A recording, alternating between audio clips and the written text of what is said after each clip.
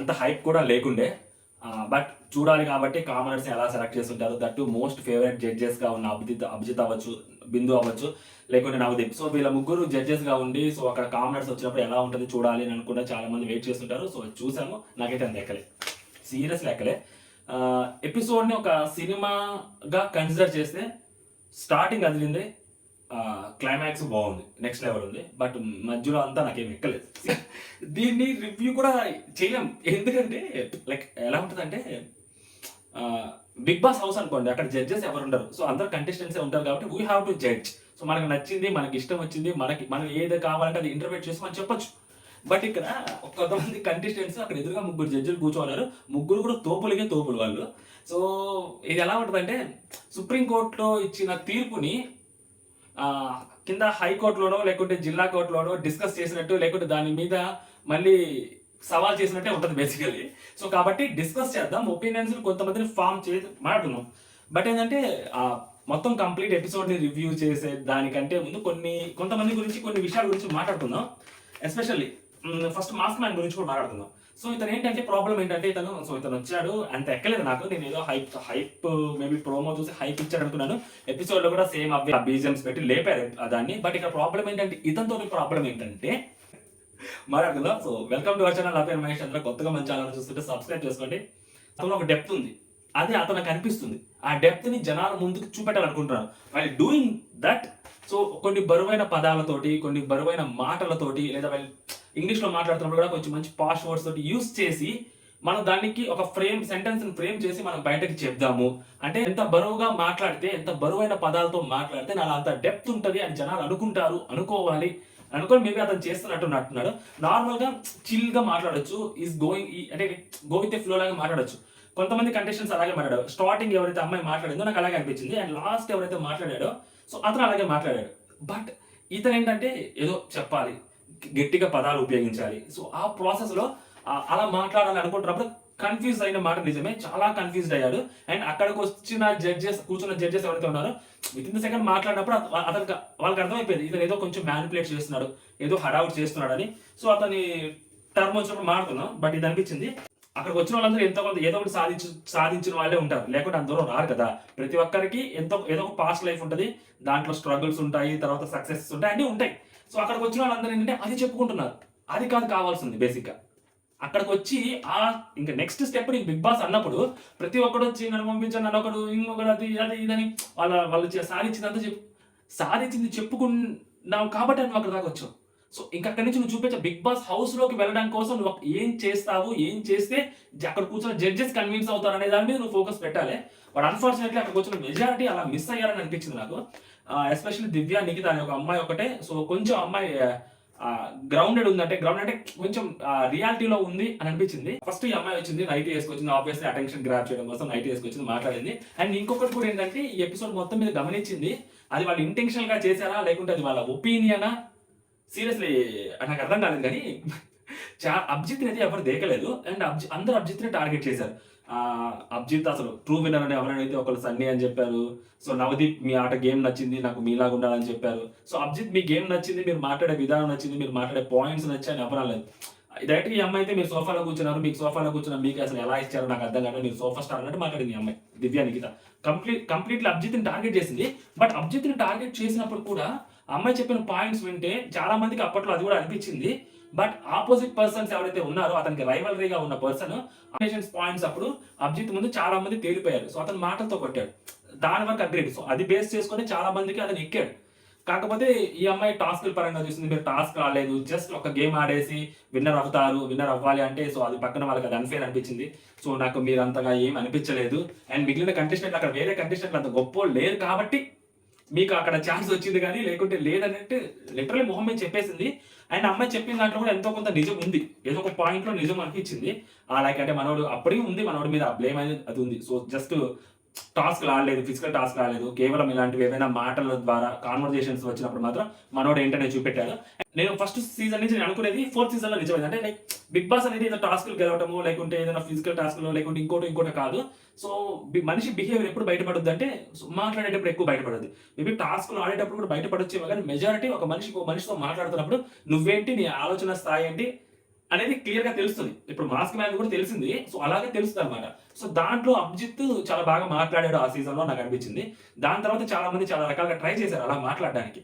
So but అది work out అవ్వలేదు ఎవరికి. సో కాబట్టి అతను ఇప్పటికీ కూడా అతను ఒక యూనిక్ పర్సనాలిటీగా, యూనిక్ కంటెస్టెంట్ గా ఇప్పటికీ కనిపిస్తున్నాడంటే బికాస్ ఆఫ్ అతని బిహేవియర్ అనమాట. అదే ఈ అమ్మాయి ఆ పాయింట్ చెప్పకుండా కేవలం అతనిలో నెగిటివ్సే చెప్పింది. అండ్ అండ్ ఈ అమ్మాయి సెలెక్ట్ అయింది అని కూడా తెలుసు. నేను ఆల్రెడీ చెప్పాను ఈ అమ్మాయి గురించి మొన్నే చెప్పాను. ఎందుకంటే ఈ అమ్మాయి ఇన్‌స్టాగ్రామ్ రీల్స్ చూస్తేనే చాలా బాగా అనిపిస్తుంది నాకు. ఎందుకంటే లైక్ మాట్లాడే విధానం ఆబ్వియస్‌లీ అమ్మాయి చాలా బావుంటది. అమ్మాయి స్మైల్ బావుంటది. అమ్మాయి మాట్లాడే విధానం బావుంటది. అండ్ అందులో విజయవాడ అమ్మాయిలు చూడడానికి చాలా అందంగా ఉంటారు. అండ్ పొగరు కూడా ఎక్కువే ఉంటది. ఆ పిల్లని చూస్తే తెలిసింది. నాకు కూడా విజయవాడ అమ్మాయి తెలుసు కాబట్టి చెప్తుండే. ఆబ్వియస్‌లీ ఉంటుంది కాబట్టి ఆ పిల్ల గట్టిగానే మాట్లాడింది. అండ్ ఎంబీబీఎస్ చదువుతున్న అమ్మాయి ఆబ్వియస్‌లీ అది మామూలు విషయం కాదు అసలు. అండ్ డ్రాప్ అవ్వడానికి కూడా అమ్మాయి రెడీగా ఉంది. అండ్ జడ్జెస్ కూడా బాగానే క్వశ్చన్ చేశారు అమ్మాయిని. అమ్మాయి కూడా బాగానే ఆన్సర్స్ ఇచ్చింది. అండ్ ఫటాఫట్ అయిపోయింది. నాకు అక్కడ రియాలిటీ కనిపించింది. అక్కడ డ్రామా కనపడలేదు. అంత డ్రామా కనపడలేదు. బట్ అమ్మాయి ఎమోషనల్ కనిపించింది. అమ్మాయికి స్పైన్ డెడ్ లిఫ్ట్ చేసినప్పుడు స్పైన్ ఇంజురీ అయినప్పుడు వాళ్ళ ఫాదర్ అమ్మాయి కోసం సపోర్ట్ చేయడము. సో అదంతా ఓకే. అండ్ అది అయిపోయిన తర్వాత అమ్మాయి గేమ్ పట్ల అమ్మాయి ఫోకస్ ఎలా ఉంది, అమ్మాయి మాట్లాడే విధానం ఎలా ఉంది అన్నప్పుడు సో ఎవ్రీవన్ వాజ్ ఇంప్రెస్డ్ అనమాట. సో ముగ్గురు అక్కడ నవదీప్ గ్రీన్ ఇచ్చాడు. అభిజిత్ యాక్చువల్లీ గ్రీన్ ఇవ్వాలి. అమ్మాయి అభిజిత్ని అసలు ఎంత లాక్ చేసిందంటే అభిజిత్ అమ్మాయి తెలివితేటలు చూడండి. అభిజిత్ నెగిటివ్ చేసింది. నెగిటివ్ గా చెప్పింది అభిజిత్ గురించి. ఇప్పుడు అభిజిత్ ఆ అమ్మాయికి నెగిటివ్ గా రెడ్ ఇచ్చాడు అనుకోండి. ఓహో నెగిటివ్ పాయింట్ అభిజిత్ తీసుకోలేకపోయాడు. ఇప్పుడు దాకా చూసిన అభిజిత్ వేరే, ఈ అభిజిత్ వేరే అనుకుంటాడు. సో ఖచ్చితంగా గ్రీన్ ఇస్తాడు. లేకుంటే మేబీ అభిజిత్ ని మనం అంత ఇంప్రెస్ చేయడం కష్టం అని అమ్మాయి ఫీల్ అయ్యి సో ఇలా మేబీ అభిజిత్ ని సో లైక్ ఇట్లా నెగిటివ్ గా కొట్టిందేమో. అంటే నెగిటివ్ చెప్పినప్పుడు ఆబ్వియస్లీ అతను ఖచ్చితంగా పాజిటివ్ ఇవ్వాల్సిందే కదా. లేకుంటే అతను బ్యాడ్ అయిపోతాడు కదా. సో తీసుకోలేకపోయాడు అంటారని మేబీ అదే అనుకున్నాను నేను. తెలివితేటలు వాడిందేమో అని అనిపించింది. ఆబ్వియస్లీ బిందు కూడా ఇంప్రెస్ అయింది. సో బిందు కూడా గ్రీన్ ఇచ్చింది. రైట్ అవే మేబీ అమ్మాయి టాప్ 15లోకి అయితే కనిపించింది. ఆల్రెడీ వెళ్ళిపోయింది కాబట్టి సో ఉందన్నమాట. అండ్ నెక్స్ట్ మనోడు మాస్క్ మ్యాన్ వచ్చాడు. ఆల్రెడీ చెప్పాను కదా. So most confused person. చాలా అంటే చాలా confused. And big boss house లోకి వెళ్ళిన తర్వాత కూడా చాలా ఆర్టిఫిషియల్ గేమ్ అయితే దీనితో ఉంటది నేను చాలా బలంగా నమ్ముతున్నా. అండ్ ఎందుకంటే మనిషిని మనం ఈజీగా జడ్జ్ చేయొచ్చు. ఆబ్వియస్లీ ఇతను అంటాడు కానీ జడ్జ్ చేయలేరని, దేవుళ్ళు కాదని ఈజీగా జడ్జ్ చేయొచ్చు. నేను మన ప్రోమోలో చెప్పాను ఆ విషయం అన్నప్పుడు ఖచ్చితంగా ఇతను శివుడి గురించి మాట్లాడతాడు. కంఠంలో దాచుకున్నా నేను విషయాన్ని దాచుకున్న శివుడిని సంథింగ్ అలా మాట్లాడతాడు. బట్ నేను నా భార్యకి అంత భాగాన్ని ఇచ్చానని చెప్పాడు. I understood. అంటే ఏదైనా ఒక బరువైన పదాలు మాట్లాడాలి, ఏదైనా చాలా గట్టిగా చెప్పాలి అని అనుకుంటుంటాడు. సో ఆబ్వియస్లీ మనోడు రాగానే మాస్క్ తో వచ్చాడు. సో ఆబ్వియస్లీ మన శ్రీముఖి పని చేసింది. సో మాస్క్ తో ఉన్నాడంట, ఫెయిల్ అయ్యాడంట. సో వాళ్ళ అమ్మాయికి సక్సెస్ అయితే కానీ మాస్క్ తీయని చెప్పాడు. ఇది చెప్పి మాట్లాడింది. అండర్స్టూడ్. బట్ మనోడు అసలు ఎందుకు పెట్టుకున్నావు అన్నప్పుడు సో రైట్ క్వశ్చన్ అడిగానని చెప్పి సో మనోడు చెప్పాను చాలా బరువుగా డెప్త్ గా మాట్లాడితే అండ్ మేబీ ఏజ్ కూడా ఉండొచ్చు. ఐ థింక్ అరౌండ్ 30+ అయితే ఈజీ ఉంటాయి. సో అలా 30+ ఉన్నప్పుడు డెఫినెట్లీగా మాట్లాడుతున్నప్పుడు ఎంతో కొంత డెప్త్ క్రియేట్ చేయాలి అని అనుకుంటారు. మేబీ అలాంటి మైండ్ సెట్ తో ఉన్న పర్సన్ ఏమో అతను కనపడకుండా మాస్క్ పెట్టుకొని తిరిగే సమాజంలో కనపడే మాస్క్ పెట్టుకొని కనపడకుండా అజ్ఞాతవాసంలోకి వెళ్ళిపోయి ఒక అజ్ఞాతవాసి. ఓకేనా? అంటే రియల్ ఫేస్ ని బయట పెట్టకుండా మాస్క్ వేసుకొని తిరుగుతున్న జనాలు ఎవరైతే ఉన్నారో వాళ్ళ మధ్యలో నిజమైన మాస్క్ పెట్టుకొని నా రియల్ క్యారెక్టర్ నేను మాస్క్ పెట్టుకొని నా లోపల నేను దాచిపెట్టుకొని ఒక అజ్ఞాతవాసంలో ఉన్న అజ్ఞాతవాసిని అన్నాడు. అండ్ నెక్స్ట్ వచ్చేసరికి నవదీప్ ఏదో ఆడిషన్స్ కి వచ్చి ఏదో చెయ్యాలని చెప్పినట్టు చేసినట్టు ఉంది అని వెంటనే అన్నాడు పంచ్. యాక్చువల్ అది యాప్ట్ కూడా నాకు అదే అనిపించింది. అది ఆర్టిఫిషియల్ గా అనిపించింది. సో ఆర్టిఫిషియల్ గా అనిపించకూడదు ఎప్పుడు. నేను మళ్ళీ చెప్తున్నాను క్లాసిక్ ఎగ్జాంపుల్ కాదు రియల్. ప్రతి మనిషి బిగ్ బాస్ హౌస్ లోకి వెళ్ళిన ప్రతి మనిషి ఆర్టిఫిషియల్ గానే బిహేవ్ చేస్తారు. ఎవరైనా కానీ గెలిచిన వాడి దగ్గర నుంచి ఫస్ట్ వీక్ వెళ్ళిపోయేవాడు దాకా ప్రతి ఒక్కడు ఆర్టిఫిషియల్ గానే బిహేవ్ చేస్తాడు. సో నో సెకండ్ థాట్ దాంట్లో. బట్ నువ్వు ఆర్టిఫిషియల్ గా బిహేవ్ చేస్తున్న సంగతి ఆడియన్స్ కి తెలియకూడదు. ఓకేనా? ఎగ్జాంపుల్ అంటే VFX. Okay, for example Avatar cinema చూసాం, అదంతా గ్రాఫిక్స్, ఆ లోకమే ఉందో గ్రాఫిక్స్ అని తెలుసు. బట్ చూస్తున్నంత సేపు అది నిజమేమో అని అనిపించాలి. అది గ్రాఫిక్స్ అని తెలిసినా కూడా గ్రాఫిక్స్ లా కనిపించకూడదు. సో నువ్వు ఆర్టిఫిషియల్ గేమ్ ఆడినా, ఆర్టిఫిషియల్ గా మాట్లాడినా బట్ అది చూడడానికి కనిపించకూడదు ఆర్టిఫిషియల్ అని. సో అలా మేనేజ్ చేయాలి. అలా మేనేజ్ చేయడం చాలా గొప్ప విషయం. అది అందరికీ రాదనమాట. సో అది మనోడు చెప్తుంది. నేమ్ ఏంటంటే హృదయమాన్ అని చెప్తాడు. సో హూ ఆర్ యూ అంటే తెలియదు. హూ ఆర్ యూ అని అడుగుతారు. సో అభిజిత్ అయితే తెలియదు, నా అన్వేషణలో నేనున్నా. కొండవీటి తంగ సినిమాలో నాగబాబు చెప్తారు, ఎవరంటే దారి తప్పిన దానికి అన్వేషణని, అలు పెరిగిన బాటిసారని ఏదో చెప్తా డైలాగ్. సేమ్ అలాగే ఉందనమాట. నేను స్పోర్ట్స్ అన్ని ఆడతాను. సో నెక్స్ట్ లెవెల్ ప్లేయర్ని, అది ఇది నేను. So I'm unbeatable cricket champion అంటాడు. ఐఎమ్ అన్బీటబుల్ క్రికెట్ ఛాంపియన్ అన్నప్పుడు ఆ పిల్ల బాల్ చేస్తుంది, స్మైల్ బాల్ టక్. ఎంత అందుకే బిందు యాక్చువల్ ఐ లైక్ బిందు ఎందుకంటే ఇలాగే అంటే ఒకరిని ఎక్స్పోజ్ చేయడంలో ఆ పిల్లకి తహతహలాడుతారు బిందుకి బేసిక్గా. సో వెంటనే బాలేసింది, ఆడు పట్టుకోవాలి, కింద పడి మాస్క్ మాస్క్ అన్నాడు, ఇంకొక బాల్ వేసింది, పట్టుకోలే, పక్క డౌన్ పంచి అది ఇది మాస్క్ వల్ల అంటే బేసికల్గా. సారీ సారీ సో వెంటనే అభిజిత్, నువ్వు చెప్పేదానికి ఏం చేస్తున్నావు, ఏదో అంతా బ్లఫ్ వేస్తున్నావు, ఆ పిల్ల 2 బాల్ వేసింది, నువ్వు పట్టుకోలేకపోయినావు, మళ్ళీ ఆల్రౌండర్ అంటున్నావు, ఏంది అది ఏం ఎక్కట్లేదు మాకు, అది ఇదని మాట్లాడుతుంటారు, స్టోరీ చెప్తున్నట్టున్నావు అది ఇది అంటారు. Okay, you are judging me, so you are looking me, నువ్వు నా చేతిలో ఉన్న పవర్ చూసి ఇప్పుడు నేను పట్టుకోలేదు కాబట్టి నన్ను జడ్జ్ చేస్తున్నావు, ఓకేనా అంటానా అంటే. సో నాకు అది అర్థం కాలేదని చెప్పి మాట్లాడుతున్నప్పుడు, నీకు కోపం వస్తుందా అని అడిగితే, అవును నాకు కోపం వస్తే నేను చూపించేస్తాను అంటే, నీకు పెళ్ళి అయిందంటే అయిందంటాడు, నీ పిల్లని కొట్టాడు ఆబ్వియస్లీ కొట్టానంటాడు. ఇంకా బిందు మాధవి లేచి వచ్చి లూజర్ అనేస్తుంది.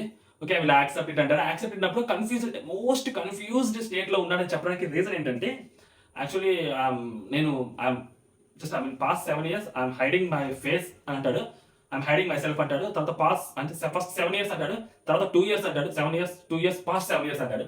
సో మళ్ళీ వాళ్ళు అడిగితే, శ్రీముఖి గారు పాస్ట్ 7 years కాండి, 7 years ముందు అంటాడు, పాస్ట్ 7 years అంటాడు. నేను కావాలంటే చూడండి నా ఛానల్ చూడండి, మాస్క్ పెట్టుకుని వీడియోస్ చేస్తున్నాను అంటాడు. సో మనోడు చేసిన వీడియో ఛానల్ చూశాను, వీడియోస్ మాత్రం ఒక 2 వీడియోస్ ఏమో చేస్తున్నాడు గట్టిగా. దాంట్లో ఒకటి వాళ్ళు ఆవిడ చేస్తున్నారు బ్లాగ్, ఇంకొకటి అతను ఏదో మాస్క్ పెట్టుకొని చేశాడు. అండ్ మాస్క్ పెట్టుకునే కనిపిస్తున్నాడు అంటే, లేదు పక్కనే షార్ట్స్ ఓపెన్ చేస్తే 2 వీడియోస్లో షార్ట్స్లో తన ఫేస్ రివీల్ చేస్తున్నాడు ఆల్రెడీ. సో నిజంగా అసలు ఫేస్ రివీల్ చేయకూడదు అనుకున్న వ్యక్తులు ఎవరు ఫేస్ రివీల్ చేయరు, బట్ ఏదో అటెన్షన్ గ్రాప్ చేద్దామని ట్రై చేశాడు ఏమో ఆ వీడియోలో కూడా అనిపించింది. అంటే లైక్ మాస్క్ పెట్టుకొని చేస్తే కొంచెం యూనిక్గా ఉంటుంది కాబట్టి, కొంచెం అటెన్షన్ గ్రాప్ అయితే కాబట్టి అలా చేశాడేమో అనిపించింది అతను యూట్యూబ్ ఛానల్ ఓపెన్ చేసి చూసిన తర్వాత కూడా. అండ్ అది కూడా నాకు ఆర్టిఫిషియల్గా అనిపించింది, ఆ వీడియో కూడా నాకు చాలా ఆర్టిఫిషియల్ అనిపించింది. సారీ టు సే దిస్, ఎవరైనా అఫెండ్ అయితే very sorry, mask man fans ఈ లోపల ఎవరైనా ఫామ్ అయిపోయి ఉంటే I'm very sorry for that. But seriously ఎక్కలేదు. బట్ ఇంకా లీస్ట్ హోప్ ఏంటంటే, he wants to do something better than nothing, but he wants to do something. నాకు అది అనిపిస్తుంది. నేనేమంటా అంటే, దాన్ని నువ్వు ఆర్టిఫిషియల్ ఫామ్లో చూపెట్టాలనుకుంటున్నావు, బట్ అది నాట్ కరెక్ట్.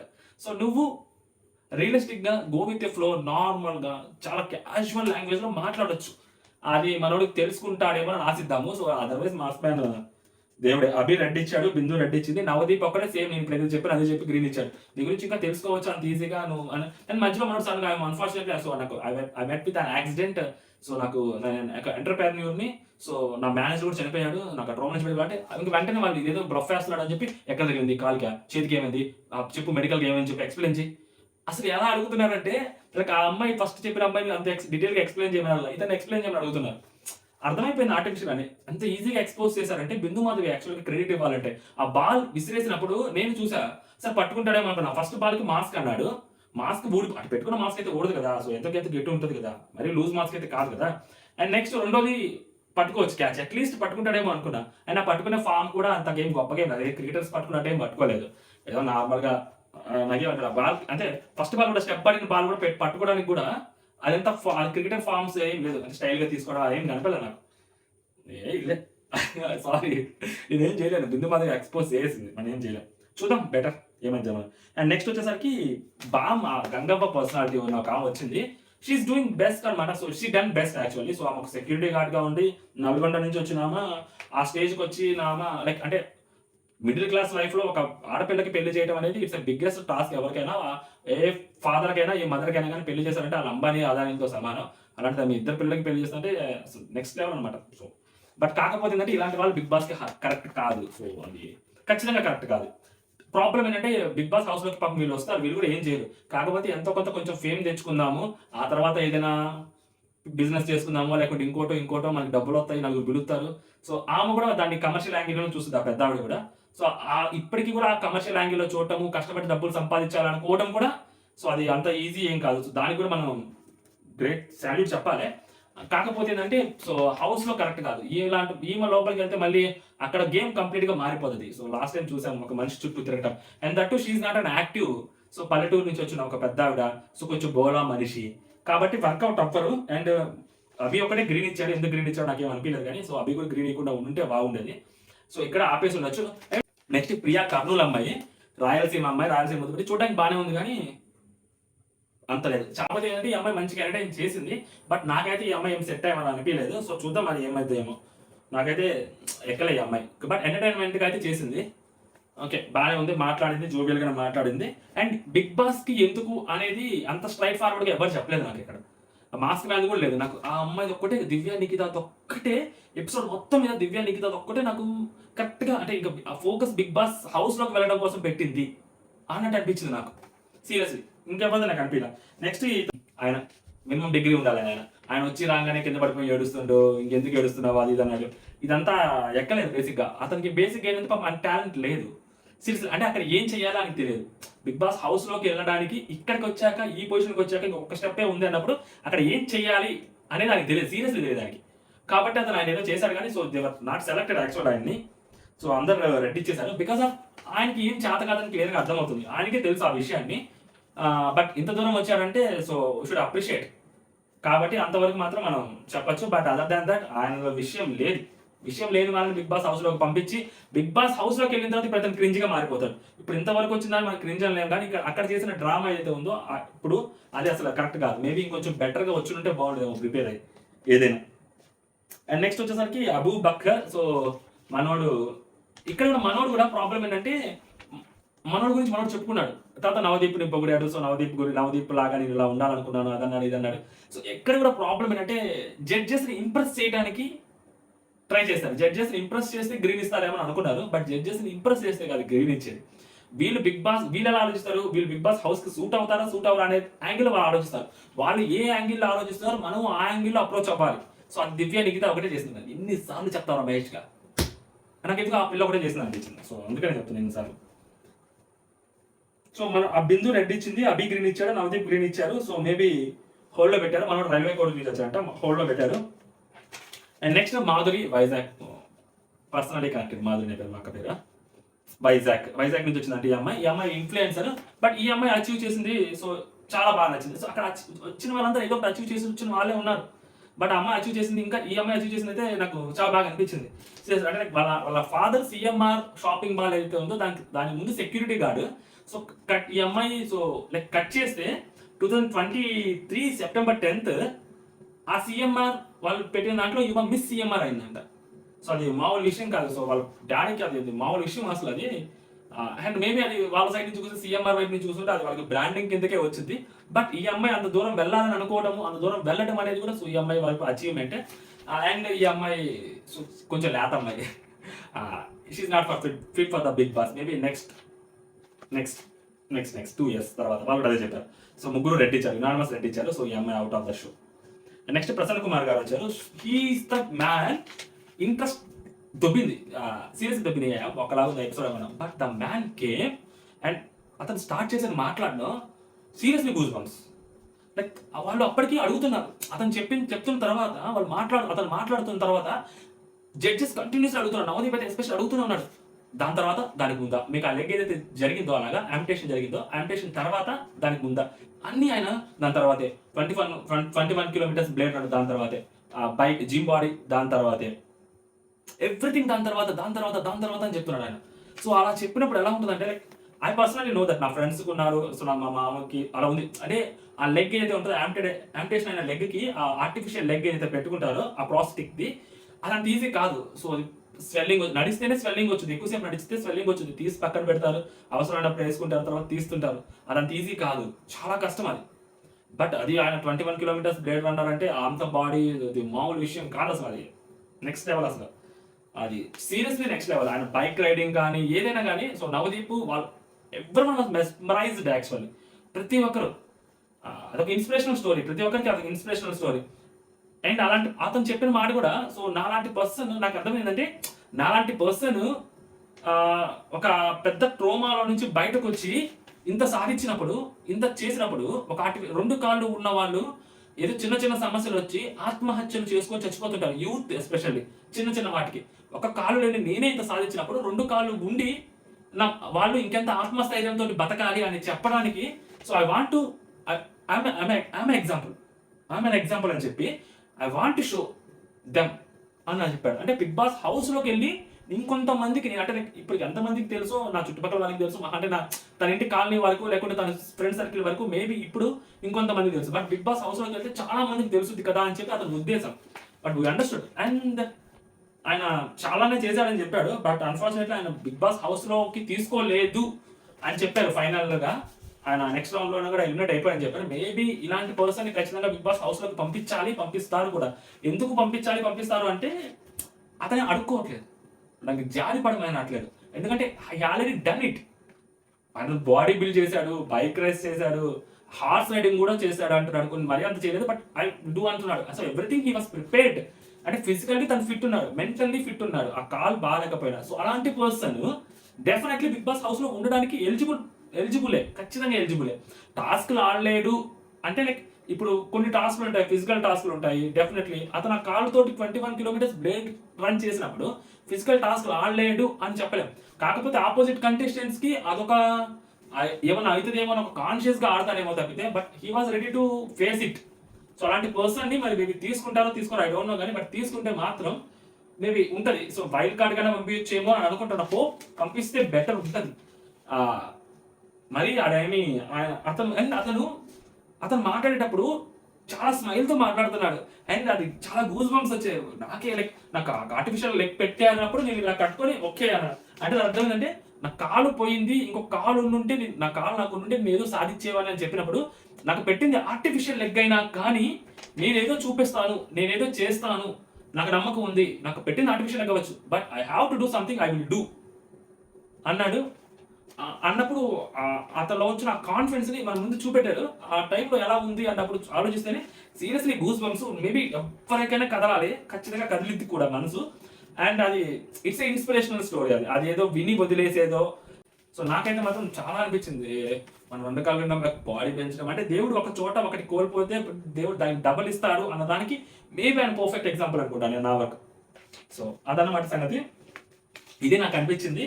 సో మీకేమనిపించింది అనేది మీరు కూడా కామెంట్ చేయండి. ఎక్కువ మాట్లాడకూడదని చెప్పి ఎక్కువ మాట్లాడేదా, బట్ నేను ఇక్కడ జడ్జెస్ వాళ్ళు ఏవైతే ఇచ్చారో రెడ్ గ్రీన్, నేను వాటి మీద కామెంట్ చేయలేదు. సో నాకు కంటెస్టెంట్స్ కి నేను ఒక జడ్జి పొజిషన్ లో ఉంటే ఆ కంటెస్టెంట్స్ వర్కౌట్ అవుతారా లేదా అనేది మాత్రం నేను చెప్పాను. ఇప్పుడు జడ్జెస్ నేను ఇక్కడ ఏం మాట్లాడలేదు, ఎందుకంటే అలా చెప్పాను కదా, సుప్రీం కోర్టు జడ్జిమెంట్ వచ్చిన తర్వాత జిల్లా కోర్టు డిస్కస్ చేయడానికి ఏముండదు. ఓకేనా, చాలా చీప్ గా ఉంటుంది అది కొంచెం. అది సంగతి. ఓవరాల్ గా జై హింద్.